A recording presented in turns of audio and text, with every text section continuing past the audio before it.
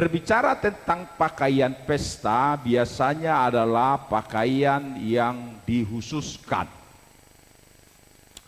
Pakaian pesta biasanya sesuatu yang dipersiapkan dan yang terbaik untuk dipakaikan.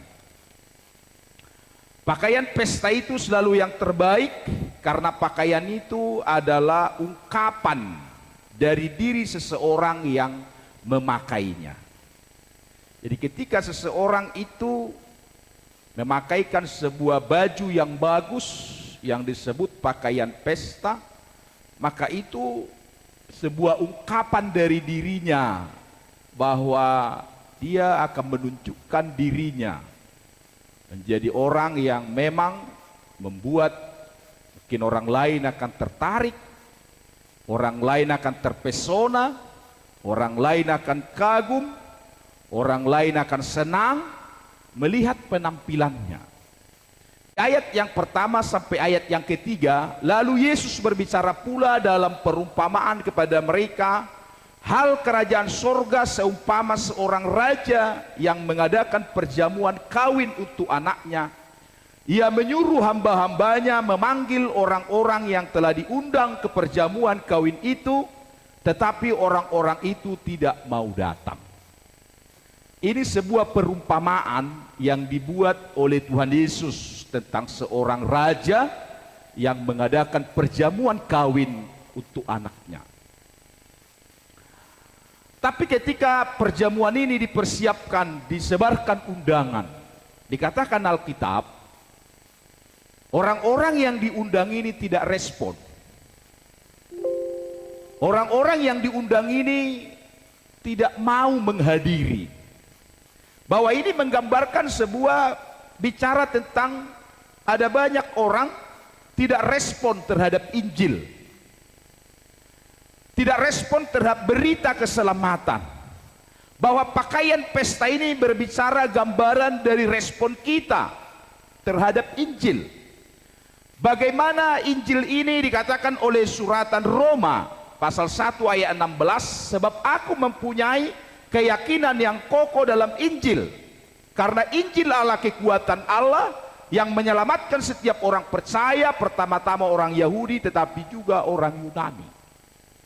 Bahwa pakaian pesta ini berbicara respon kita. Berbicara tentang pakaian pesta di situ adalah bicara tentang sikap dan perbuatan kita sehari-hari.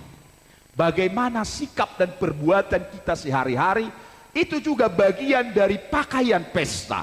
Ayat yang keempat sampai ayat yang ketujuh berkata, ia menyuruh pula hamba-hambanya, hamba-hamba lain, pesannya, katakanlah kepada orang-orang yang diundang itu, sesungguhnya hidangan telah kusediakan, lembu-lembu jantan dan ternak peliharaanku telah disembeli, semuanya telah tersedia.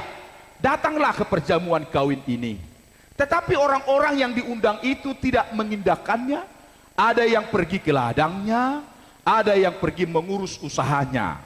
Bahkan dikatakan, dan ada yang lain menangkap hamba-hambanya itu, menyiksanya dan membunuhnya.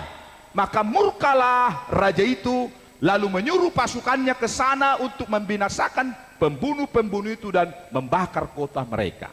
Karena disebut tadi sebuah perumpamaan.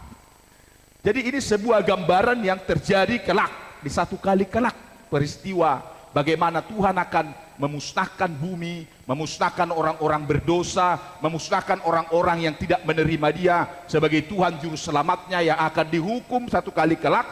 Dan bagaimana perbuatan-perbuatan orang ini menolak undangan, menolak perkawinan itu, menolak pesta itu.